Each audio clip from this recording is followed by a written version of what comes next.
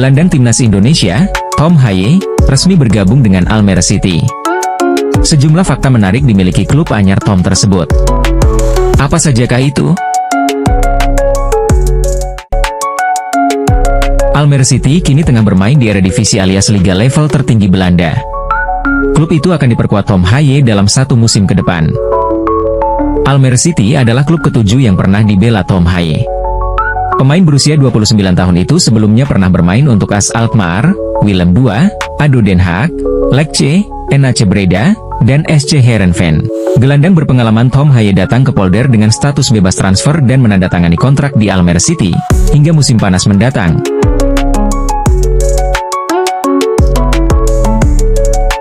Bunyi pernyataan resmi klub, Jumat, 13 September 2024. Berikut ini sejumlah fakta menarik Almere City, klub anyar Tom Haye. Edisi kedua di Eredivisie. Almere City merupakan satu dari 18 klub yang berlaga di Eredivisie musim ini. Bagi Almere, ini adalah edisi kedua berlaga di kasta teratas Liga Belanda tersebut. Mereka berhasil meraih tiket promosi pada musim 2023-2024, setelah keluar sebagai pemenang playoff Eerste Divisie 2022-2023. Klub termuda. Dibandingkan klub-klub Eredivisie Belanda lainnya, Almere City merupakan tim termuda. Klub yang bermarkas di Janmaat Stadion tersebut baru berusia 22 tahun, atau pertama kali terbentuk pada 14 Agustus 2001. Umur Almere City berbanding jauh dengan Ajax Amsterdam yang telah berusia 124 tahun, Feyenoord yang berumur 116 tahun, dan PSV Eindhoven yang telah memasuki usia 111 tahun. Belum ada koleksi trofi juara. Baru berusia 22 tahun, Almere City belum memiliki koleksi trofi juara. Bahkan, mereka tak pernah sekalipun mampu bercokol di peringkat 2 besar klasemen Liga. Pencapaian terbaik Almere adalah peringkat ketiga klasemen akhir Eerste Divisie 2022-2023. Tim papan bawah. Memasuki musim kedua di Eredivisie Belanda, Almere City lebih banyak berkutat di papan bawah. Pada musim lalu, Almere hanya menghuni peringkat ke-13 klasemen akhir Liga Belanda. Memasuki musim ini, klub yang dijuluki The Zwarteschapen tersebut juga tampil melempem. Saat ini, mereka menempati peringkat ke-18 klasemen sementara Eredivisie dengan nilai 1, hasil dari sekali imbang dan menelan 3 kekalahan dari 4 pertandingan.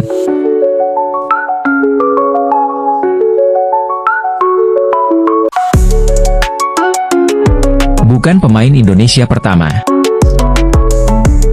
Tom Haye ternyata bukan pemain Indonesia pertama yang berseragam Almere City. Sebelumnya, 2 pemain naturalisasi Indonesia pernah membela Almere, yakni Stefano Lillipali dan Ezra Walian.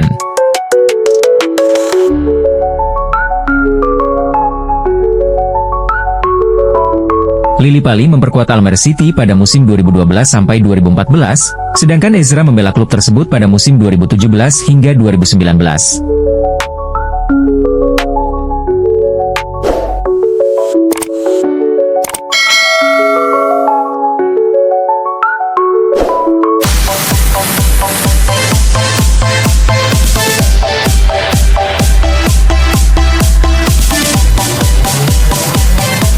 Tidak bisa dipungkiri lagi, bahwa keberhasilan timnas Indonesia untuk bisa lolos ke babak 3 dan bahkan mencuri 1 poin dari Arab Saudi, memang sangat membanggakan. Luar biasa, ya, kemungkinan ya. Di mana kemajuan ini bisa menjadi bekal bagi skuad Garuda untuk nantinya melanjutkan ke level yang lebih tinggi lagi.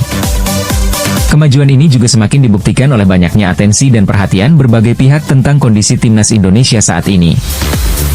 Salah satu pihak yang memberikan perhatian tersebut diantaranya adalah berbagai sosok pelatih internasional, seperti Louis van Gaal dan juga Lionel Scaloni. Louis van Gaal sangat terkesan dengan kondisi Garuda. Louis van Gaal yang merupakan mantan pelatih timnas Belanda yang sudah pernah melihat sepak bola Indonesia di tahun 2013 lalu, mengatakan bahwa ia sangat terkesan dengan kondisi Garuda saat ini. Karena selain dipenuhi oleh para pemain-pemain muda, timnas Indonesia juga kini memang dipenuhi oleh banyak pemain naturalisasi yang mayoritas berasal dari Belanda. Oleh karena itu, sosok Van Hal percaya bahwa dalam beberapa tahun ke depan Indonesia akan menjadi salah satu tim yang sangat berbahaya di kawasan Asia. Tidak hanya itu, Van Hal juga sangat salut kepada semua dukungan publik terhadap timnas Indonesia, di mana menurutnya support dari para pendukung sangat penting untuk membuat tim ini tampil dengan maksimal. Tim Indonesia selalu bermain dengan semangat yang kuat ditambah dengan dukungan penonton yang luar biasa. Itu membuat mereka bisa tampil mengesankan di setiap pertandingan, ungkap Van Hal.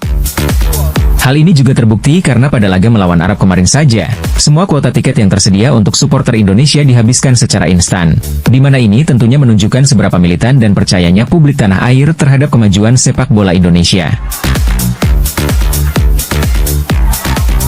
Selain Louis van Gaal, pelatih Argentina yakni Lionel Scaloni juga pernah menyebutkan bahwa progres timnas Indonesia saat ini sudah berada di jalan yang tepat.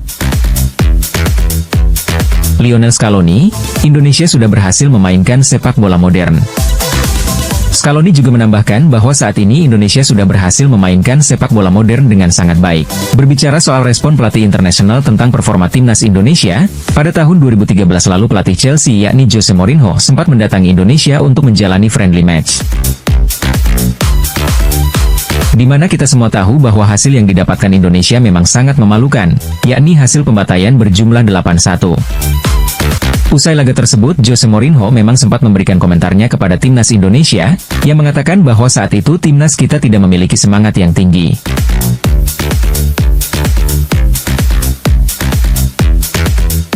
Selain itu, ia juga menambahkan bahwa pemain timnas Indonesia saat itu tidak memiliki kemampuan spesial apapun. Saya pikir, tim Anda harus bermain dengan semangat tinggi. Itu adalah cara terbaik untuk membuat tim Anda lebih baik.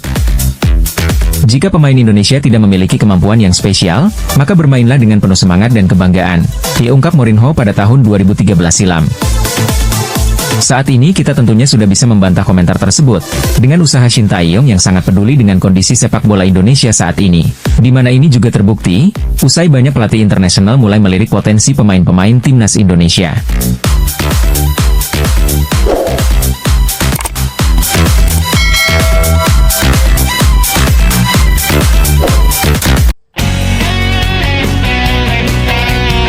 Asnawi Mangkualam sudah menjadi pilihan inti di Port FC.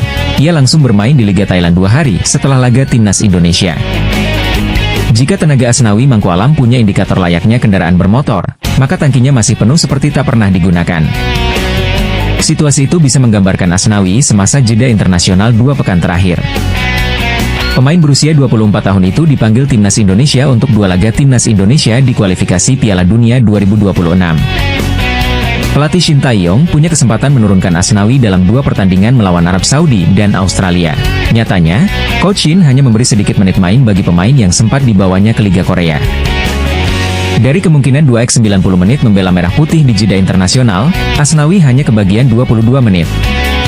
Penampilan sebentar itu dilakukan Asnawi saat Indonesia sedang mempertahankan skor 1-1 melawan Arab Saudi di jeda. Menghadapi Australia di Stadion GBK 5 hari kemudian, Shin Tae-yong bahkan tak memainkan dirinya. Sandy Walsh kembali menjadi starter di sektor bek kanan, dan saat ia lelah, pemain yang masuk bukan Asnawi, melainkan Wahyu Prasetyo. Hal itu membuat mantan pemain PSM Makassar itu tidak berkeringat sama sekali di GBK dan kembali ke Thailand dalam keadaan gatal. Ia sebelumnya datang ke kamp Indonesia dengan statistik 5 kali bermain di Port FC, 4 diantaranya sebagai starter. Pada Kamis, 12 September 2024, malam tadi, kurang dari 48 jam setelah laga Indonesia versus Arab Saudi, Asnawi mendapatkan starter kelima. Port FC yang menghuni peringkat 2 menjalani duel puncak klasemen melawan Buriram United. Sebagai bek kanan, Asnawi berduel dengan legenda hidup sepak bola Thailand, Kerathon Bunmathan. Pelatih Rangsan Viwatchaicok tak ragu memainkan Asnawi meski sang bek kanan baru tiba setelah terbang dari Jakarta. Jalannya pertandingan menunjukkan Buriram beruntung bisa membawa pulang skor 0-0 berkat kegemilangan kiper Neil Etheridge. Asnawi dengan penampilan Spartan khas Makassar bisa beberapa kali menusuk dari sayap kanan, bahkan bisa melepas tembakan pada menit akhir yang diblok bek lawan. Jika Asnawi terus menampilkan performa seperti ini, Port FC bakal terus memainkannya sebagai starter.